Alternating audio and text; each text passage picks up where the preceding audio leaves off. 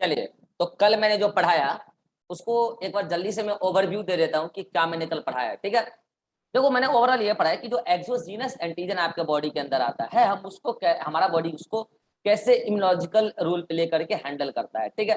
तो मैंने कहा ना, पूरी कहानी को मैं समराइज करता हूँ कि गौर से सुनना, फिर एक एक लाइन में रीड करके बता दूंगा, ठीक है। जब पैथोजन आया, ठीक है, अगर वो पैथोजन एक्सोजीनियस कोई बैक्टीरिया है, ठीक है, बैक्टीरिया कैसा पैथोजन होता है जो सेल के अंदर नहीं जाता है, तो वो जो टॉक्सिन रिलीज करता है वो टॉक्सिन को हम बोलेंगे एक्सोजीनियस पैथो मतलब एंटीजन, क्योंकि वो सेल के अंदर नहीं जा रहा है, ठीक है। या फिर कोई भी वायरस जब आता है तो इनिशियली वो जरूर कोई ना कोई टॉक्सिन क्रिएट करता है, तब वो सेल के अंदर एंटर करता है, ठीक है। तो वो जो इनिशियली वायरस ने टॉक्सिन क्रिएट किया वो भी एक्सोजीनियस एंटीजन है। ये कहाँ से क्रिएट कर रहा है? वो जहाँ पे इन्फेक्शन किया है, जिस भी टिश्यू में इन्फेक्शन किया है। आपको पता होगा कि मोस्ट ऑफ द टिश्यू में एक तो फिक्स्ड मैक्रोफेजेस होते हैं, और नहीं होते हैं तो ब्लड कैपिलरी से, ब्लड वेसल से तो सभी को ब्लड सप्लाई होता है, उससे मैक्रोफेजेस पूज आउट हो के जाते हैं किधर, उधर की तरफ, जहाँ पे आपका साइट ऑफ इन्फेक्शन है। अब आप बोलोगे सर, मैक्रोफेजेस को कैसे पता चला कि वहां पे एंटीजन आया है या बैक्टीरिया आया है या कोई? याद करो कीमोटैक्टिक मूवमेंट। मैक्रोफेजेस उस केमिकल्स के को सेंस करके उधर की तरफ केमिकल मूवमेंट, केमिकल के प्रेजेंस में मूवमेंट शो करने लगता है, तो मैक्रोफेजेस उस केमिकल से अट्रैक्ट हो जाता है, जो एंटीजन है उसको वो अट्रैक्ट कर लेती है, मैक्रोफेजेस वहां पहुंच जाता है। अब मैक्रोफेजेस ढूंढने लगता है, हाँ भाई कहाँ है पैथोजन। अगर वो बैक्टीरिया है तो बैक्टीरिया को एंगल्फ कर गया, अगर वो वायरल पार्टिकल है उसको एंगल्फ कर गया, मतलब कुल मिलाकर एंडोफेगोसाइटोसिस कर दिया। अब उसके बाद वो उसका क्या क्या प्रोसेसिंग किया अपने लाइसोसोमल एंजाइम की मदद से, and then by the help of MSC2 अपने सरफेस पे उसको क्या कर दिया, रिप्रेजेंट कर दिया, so that this macrophages are called as antigen presenting cell. ये काम कोई भी एंटीजन प्रेजेंटिंग सेल कर सकता है, हम कहते हैं कि मेनली मैक्रोफेजेस करता है, चलो ठीक है।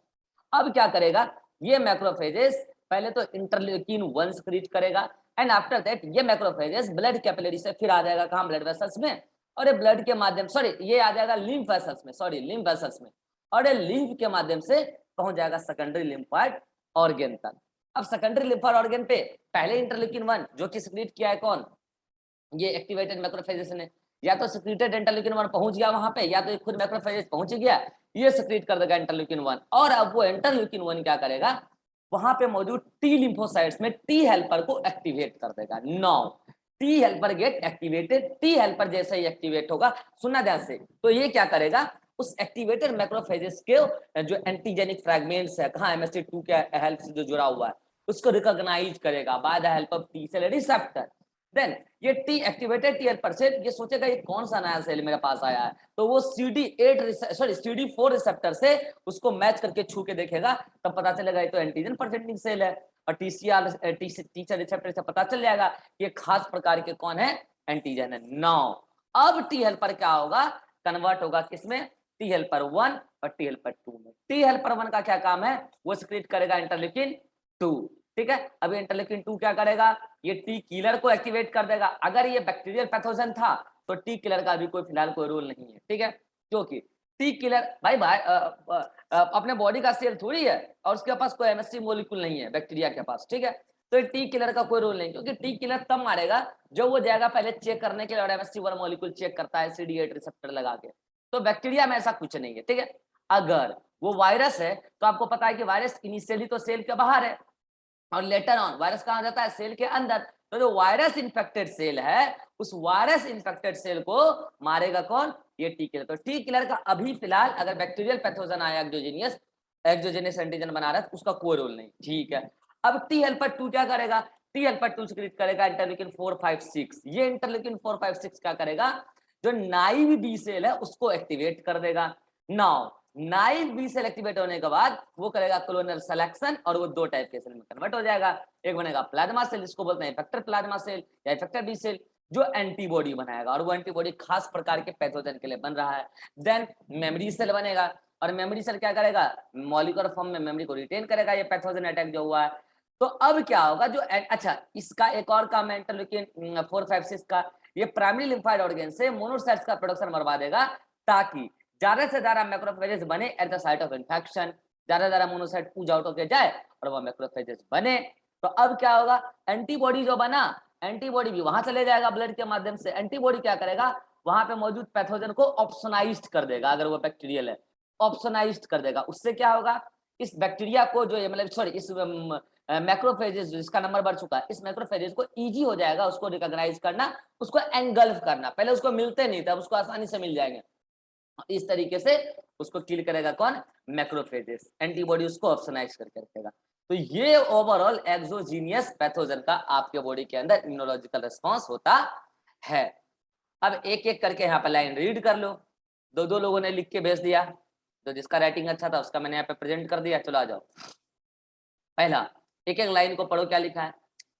Macrophages found in tissue, phagocytosis pathogen, पहले उसको फेगोसाइटिस किया, and represents exogenous antigenic fragments, ये बैक्टीरियल एंटीजेनिक फ्रैगमेंट्स है, और वायरल टॉक्सिन्स इनिशियली, मैंने कहा ना वायरस स्टार्टिंग में आकर टॉक्सिन रिलीज करता है on their surface by the help of MSC2, क्योंकि ये क्या है? ये है एंटीजन प्रेजेंटिंग सेल।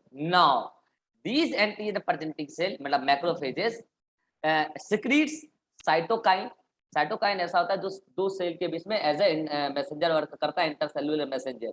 ऐसा कोई भी इंटरसेल्युलर मैसेंजर जो हार्मोन की तरह एक्ट नहीं कर रहा है, हार्मोन भी इंटरसेल्युलर मैसेंजर है लेकिन हार्मोन का अलग रोल है, ऐसा कोई भी इंटरसेल्युलर मैसेंजर जो हार्मोन की तरह एक्ट नहीं कर रहा है उसको हम साइटोकाइन बोलने लगते हैं। ठीक है, जैसे कि यहाँ पे बात कर रहे हैं मोनोकाइन से इंटरल्यूकिन 1 जो कि सिक्रेट होता है किससे? एक्टिवेटेड एंटीजन प्रेजेंटिंग सेल से।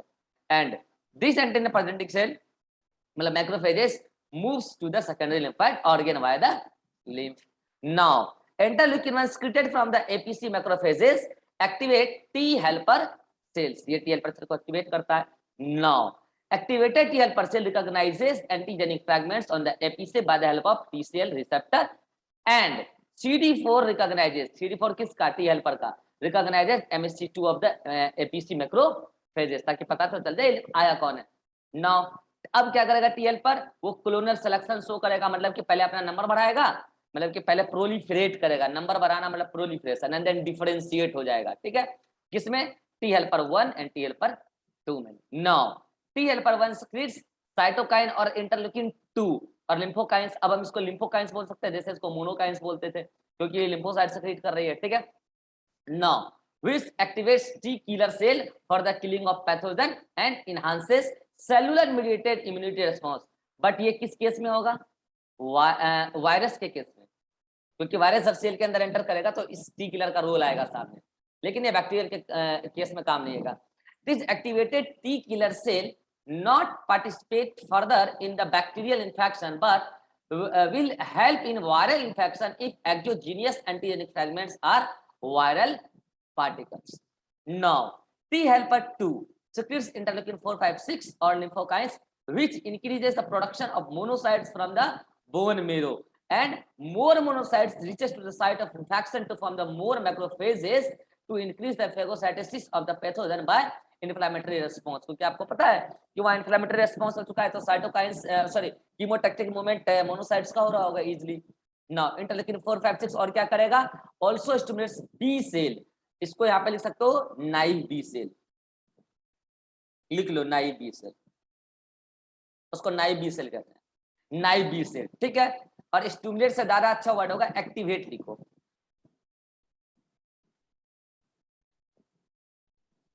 activates naive B cells. So B cells show clonal selection, फिर से वही, पहले प्रोलिफरेट करेगा फिर नंबर बढ़ाएगा, and form plasma B cell for the for those specific pathogen, मतलब उसी पर्टिकुलर टाइप के पैथोजन के लिए प्लाज्मा बी सेल बनाया जो स्पेसिफिक एंटीबॉडी बनाएगा, एंड मेमोरी बी सेल। इसका स्क्रीनशॉट ले लो जल्दी से, सही कर लेना। ये हो गया। नौ इसके बाद क्या होगा देखो,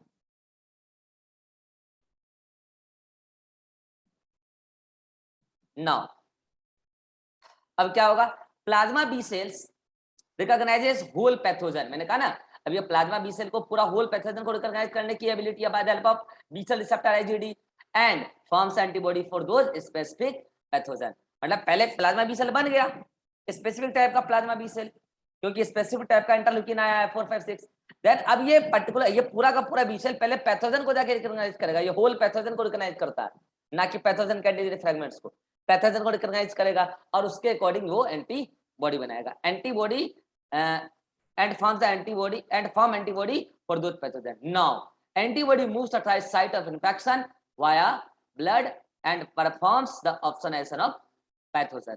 Now macrophages easily recognizes the pathogen and performs phagocytosis of pathogen and pathogen will be destroyed totally. तो ये सारा तामझाम किसके लिए है? Exogenous pathogen exogenous antigenic fragments के लिए, चाहे वो बैक्टीरिया का टॉक्सिन्स हो, चाहे वो वायरस का इनिशियली रिलीज टॉक्सिन्स हो। यहां तक में कोई दिक्कत है तो पूछ लो एक बार जल्दी से। हारिबा, सृष्टि, विवेक, चलो अब क्या है, अब मैं बता रहा हूं। अब इसमें डायग्राम जो मैंने कल क्लास में बताया था वो डायग्राम सफिशिएंट है, आप चाहो तो बना लेना। जिनका नीट का एग्जाम अभी करीब है वो ये सब मत काम करो, नीट के बाद करना, ठीक है। जिनका एग्जाम में भी काफी टाइम है वो आराम से सब थ्योरी वरी नोट्स में ऐड करो, नोट्स का कंटेंट काफी बढ़ जाएगा, ठीक है। चलिए नाउ अब मैं बता रहा हूं क्या एंडोजीनियस पैथोजन का कैसे हैंडलिंग करता है हमारा इम्यून सिस्टम, ठीक है। अगर एक्सोजीनियस का आ गया तो एंडोजीनियस का भी आराम से आ जाएगा, कोई बड़ी बात इसमें नहीं है, ठीक है। तो बस एक्सोजीनियस आपको पता होना चाहिए। तो अब क्या heading डलेगा?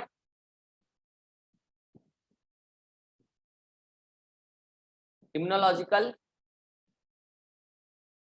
Response against endogenous pathogen antigen, endogenous pathogen antigen. अब मुझे ये बताओ कौन हो सकता है एंडोजीनियस एंटीजन? वायरस। केवल वायरस नहीं, केवल वायरस नहीं, वायरस तो हो ही सकता है। Viral particle after entry into cell, वो तो हो ही सकता है। इसके अलावा याद करो tumour cell. Actually tumour cell क्या है? ऐसा सेल जो abnormally cell growth factor release कर रही है। एक बार बताओ, अगर नॉर्मल अमाउंट में सेल ग्रोथ फैक्टर रिलीज हो रहा है तो अच्छी बात है ना, लेकिन जो एबनॉर्मल अमाउंट में सेल ग्रोथ फैक्टर रिलीज करने लगता है वो हमारे बॉडी के लिए एज ए टॉक्सिन से एक्ट करता है, ठीक है। तो tumour cell factors, tumour cell जो फैक्टर रिलीज कर रहा है वो भी एंडोजीनियस एंटीजन की तरह करता है, क्योंकि हमारे बॉडी के सेल के अंदर ये रिलीज होता है। नो, अब इसका क्या किया जाए भाई साहब, इसको कैसे हैंडल किया जाए? तो लगभग वही उसी तरीके से सारा काम होगा। एक बात बताना, इसके लिए क्या काम होगा? मैं कुछ भी नहीं लिखूंगा, आपको खुद अपने अकॉर्डिंग नोट्स में थ्योरी में कुछ मॉडिफिकेशन कर लेना है। इसके लिए क्या होगा एक बात बताना, क्या सब कुछ वही रहेगा जो अभी एक्सोजीनियस के लिए मैंने पढ़ाया? बस एक बात का अंतर हो जाएगा, वो जो activated T cell, T killer cell थी ना, hello, activated T killer cell, वो आ जाएगी एक्शन में। और वो कैसे आएगी पहले ये बता देता हूं, सुना ध्यान से। जो सेल वायरस इन्फेक्टेड हो चुकी है, जैसे ये वाली, मान लो कि ये वाली सेल वायरस इन्फेक्टेड हो गई। अब मुझे बताओ, वायरस तो किसी भी सेल को इन्फेक्ट कर देगा, और हम इम्यून सिस्टम किसका बढ़ रहे हैं? ह्यूमन का। और आपको पता है ह्यूमन का all most of the cell nucleated है। तो होता क्या है, अब आपको ये भी पता है कि most of the cell nucleated है, तो न्यूक्लिएटेड सेल पर एक इसेंशियल एमएससी होता है, जिसका क्या नाम है बोलो, जो सभी न्यूक्लिएटेड सेल पर होता है, जल्दी बोलो, अरे बोलो, सभी न्यूक्लिएटेड सेल पर कौन सा एमएससी मॉलिक्यूल होता है? ये नहीं पता है क्या? MSC1। तो इतना देर क्या लग रहा है? MSC1, तो this is the MSC1, MSC1।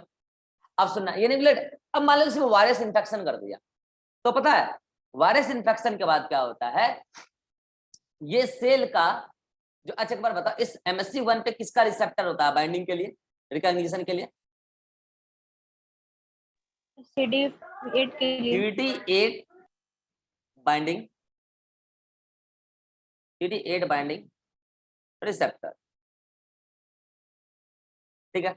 अब समझना ध्यान से, ये MSC1 क्या करता है, जब ये आपके बॉडी का मॉलिक्यूलर आईडी कार्ड है, मॉलिक्यूलर आईडी कार्ड है, लेकिन जब वायरस इसमें अटैक कर चुका है, ये लो वायरस अटैक कर चुका है, अब वायरस इसके डीएनए को यूटिलाइज करके अपना डीएनए बना रहा है, अपना पार्टिकल्स बना रहा है। तो ये सेल क्या करता है, वायरल पार्टिकल्स जो वायरस सेल के अंदर रिलीज कर रहा है, उस वायरल पार्टिकल्स को MSC1 के हेल्प से यहाँ पे प्रेजेंट कर देता है। सुना ध्यान से, हम इसको एंटीजन प्रेजेंटिंग सेल नहीं बोलेंगे। क्यों नहीं बोलेंगे, ये MSC1 तो सभी सेल के पास होता है। फिर एक बार बताओ, एंटीजन प्रेजेंटिंग सेल को एंटीजन प्रेजेंटिंग सेल किस बेसिस पे हमने बोला, क्योंकि वो एक्सोजीनियस एंटीजन को रिप्रेजेंट करता है सेल सरफेस पे। अब ये क्या होगा, वायरल पार्टिकल MSC1 से बाइंड कर गया, और जो इसका एक्टिव साइट है CD8 का, वो CD8 का एक्टिव साइट जो बाइंडिंग साइट है, मतलब वो नॉर्मल है, मतलब कि बाइंड कर सकता है उसके साथ। अब सुना ध्यान से, ये कैसा सेल है, वायरस इन्फेक्टेड सेल है। अब कल को इसके सामने, अब मुझे बताओ, ये एक बार पता है, ये सेल अगर जिंदा रहेगा ना, तो अदर सेल जो नॉर्मल है उसके लिए खतरनाक बात है। पता है क्यों खतरनाक बात है, ये वायरस अब अपना रेप्लिकेशन अंदर पूरा कर लेता है। याद करो, मॉलिक्यूलर बायोलॉजी में भी मैंने बताया था, वायरस पहले अटैक करता है, अपना डीएनए अंदर घुसाता है सेल के अंदर, होस्ट सेल का डीएनए यूटिलाइज करके अपना डीएनए का नंबर बढ़ाता है, फिर रेप्लिकेशन करके, मतलब कि ट्रांसक्रिप्शन ट्रांसलेशन करके वायरल प्रोटीन्स बनाता है, एंड देन नया वायरल पार्टिकल असेंबल करता है बहुत सारे, और फिर सेल फट जाता है। सेल फटने के बाद ऐसे फिर वायरस बाहर आ जाता है, कई सारे वायरस बाहर आ जाते हैं, इसमें उसका खुद का जेनेटिक मटेरियल होता है। फिर ये वायरस नए सेल को अटैक करता है, फिर उसमें वही काम, नए सेल के अंदर केवल जेनेटिक मटेरियल जाएगा, ये जो कोट है ये बाहर ही रह जाएगा, फिर उसके अंदर जाके अपना रेप्लिकेशन करके पहले जेनेटिक मटेरियल का नंबर बढ़ाएगा, फिर उसके बाद ट्रांसक्रिप्शन ट्रांसलेशन करके अपना वायरल प्रोटीन बनाएगा, देन फिर से नया वायरल पार्टिकल तैयार करके सेल को फाड़ के बाहर निकलेगा। ऐसे तो वायरस का नंबर बढ़ते जाएगा, और वायरस का नंबर बढ़ते गया, टॉक्सिन अलग रिलीज कर रहा है, सेल को मार रहा है अलग फाड़ फाड़ के, तो ऐसे तो नुकसानदेह है। लेकिन तब तक क्या करेगा, जो एक वायरस सेल, ये मान लो कि ऐसे ही कई सारे वायरस सेल क्या हो गए, वायरस मतलब कि कई सारे सेल क्या हो गए, वायरस इन्फेक्टेड सेल है। अब इसके सामने कौन आएगा, activated T helper cell, sorry T killer cell. कौन आएगा, ये है, देखो ये कौन है, टी किलर सेल। अब ये टी किलर सेल को कौन एक्टिवेट किया था, एक बार बताना जरा, इसको कौन एक्टिवेट किया था, ये वायरस जब सेल के बाहर था तो क्या ये टॉक्सिन रिलीज कर रहा था, जब ये बाहर था तो टॉक्सिन रिलीज कर रहा था, और ये तब एक्सोजीनियस एंटीजन की तरह एक्ट कर रहा था। हेलो, एक्सोजीनियस एंटीजन की तरह एक्ट कर रहा था। जब ये सेल के अंदर चल गया तो वायरस पार्टिकल एंडोजीनियस एंटीजन की तरह एक्ट कर रहा है, और तब इस एक्सोजीनियस एंटीजन को मैक्रोफेजेस या कोई भी एंटीजन प्रेजेंटिंग सेल MSC2 के हेल्प से रिप्रेजेंट करके एक्टिवेट करता था, किसको, टी हेल्पर को, और वही टी हेल्पर से रिलीज होने वाला, टी हेल्पर 1 से रिलीज होने वाला इंटरलेकिन 2 इस टी किलर सेल को एक्टिवेट किया था। यस और नो, बोलो। और इसके पास क्या है, और इसके पास क्या है, बाइंडिंग साइट, मतलब इसके पास क्या है, CD रिसेप्टर, और ये CD कौन सा है, CD8 रिसेप्टर। तो ये क्या है, दिस इज द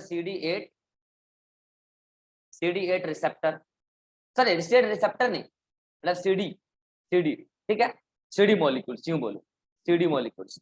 अब ये CD, एक मिनट रुकना, नहीं, दिस इज CD8 रिसेप्टर, और ऊपर वाला जो है MSC2 में, वो क्या बोलना, CD8 receptor binding site, CD8 receptor binding site, या फिर सीधा बोल दो CD8 binding site, this is the binding site, और रिसेप्टर तो ये है ना सेल के सरफेस पे, ठीक है, तो ये उसके साथ बाइंड करता है, कौन, टी किलर। सुनना ध्यान से मैं क्या बोल रहा हूं, अगर ये टी किलर उसके साथ बाइंड कर गया सक्सेसफुली, तब तो इसका मतलब कि यहाँ पे ये बाइंडिंग साइट को फेवर किया गया है CD8 के बाइंडिंग के लिए। यस और नो, और अगर ऐसा किया गया है, सुनना ध्यान से, ये सब कॉम्प्लेक्स मैकेनिज्म है, CD8 अगर वहां पे क्लियरली बाइंड कर गया, इसका मतलब इसमें किसी प्रकार का कोई प्रॉब्लम नहीं है, और अगर क्लियरली बाइंड नहीं कर पा रहा है, इसका मतलब प्रॉब्लम है। इसका मतलब या तो ये वायरस के इन्फेक्शन की वजह से जब यहाँ पे वायरल पार्टिकल्स बाइंड किया, उसकी वजह से ये वाला साइट जो है ये एबनॉर्मल हो चुका है, या ये फिर ट्यूमर सेल है, या फिर ये ट्यूमर सेल है। और ट्यूमर सेल के केस में पता क्या होता है, MSC1 IBA नहीं करता है, MSC1 मॉलिक्यूल नहीं आता है सेल के सरफेस पे, इतना फास्ट डिवीजन करता है, MSC1 मॉलिक्यूल लगाना ही भूल जाता है, तो CD8 बाइंड ही नहीं कर पाया, ढूंढते रह गया हमें, किधर है CD8, इस सेल के सामने आके CD8 जो है अपना बाइंडिंग साइट ढूंढ रहा है, मिल ही नहीं रहा है। तो अभी क्या करेगा, ये क्या स्क्रिप्ट करेगा, जल्दी बोलो क्या स्क्रिप्ट करेगा, परफोरिन्स। अरे परफोरिन क्या करेगा, अगर ये ट्यूमर सेल है या वायरस इन्फेक्टेड सेल है उसका किलिंग कर देगा इन द सेम वे जैसे NK सेल करती थी। बस अंतर इस बात का है, यहाँ पे टी किलर से स्पेसिफिक पैथोजन के रिस्पॉन्स में बना है, NK सेल ऐसा कुछ नहीं करता, वो नॉन स्पेसिफिक। तो ये तो किसका हैंडलिंग हो गया, जल्दी बताओ। अगर वो वायरल एंडोजेनियस पार्टिकल जो है वो वायरल है तो उसका हैंडलिंग आपको क्लियर है, जल्दी बोलो, जल्दी बोलो, क्लियर है। और अगर ट्यूमर Yes, सेल, sir. अगर वो ट्यूमर सेल फैक्टर है तो Yes, उसका भी, अगर ट्यूमर सेल फैक्टर है तो उसका भी क्लियर है। देखो आपसे इतना डेप्थ में कोई नहीं पूछेगा, भले ही मैंने आपको बता दिया हो एंडोजीनियस का अलग, एक्सोजीनियस का अलग। तो मुझे एक बात बताओ, एंडोजीनियस का एक तो मैंने ये तरीका बताया, लेकिन एक बात बताओ, ये जो ट्यूमर सेल्स है या फिर वायरल पार्टिकल सेल्स है, इसको हमारे बॉडी का कोई भी, मैंने क्या बोला, हमारे बॉडी का कोई भी न्यूक्लिएटेड सेल रिप्रेजेंट कर सकता है। तो क्या वो एंटीजन प्रेजेंटिंग सेल भी हो सकता है? हेलो, क्या वो एंटीजन Yes, sir. प्रेजेंटिंग, अरे Yes, हाँ, sir. एंटीजन प्रेजेंटिंग सेल खुद भी तो न्यूक्लिएटेड सेल है, लेकिन फिर किस बात का अंतर होगा, सपोज दैट कि ये एंटीजन प्रेजेंटिंग सेल ही है, उसी के अंदर वायरस गया है, तो अगर ये एंटीजन प्रेजेंटिंग सेल है तो बताओ क्या इसके पास MSC2 मॉलिक्यूल भी होगा? बिल्कुल होगा, बिल्कुल होगा MSC2 मॉलिक्यूल। Yes, sir. मना कौन कर रहा है, क्योंकि ये भी न्यूक्लिएटेड सेल है। लेकिन एक बार बताओ, क्या वो MSC2 मॉलिक्यूल एंडोजीनियस पैथोजन के रेस्पॉन्स में कोई काम आया है? No, sir. आया है,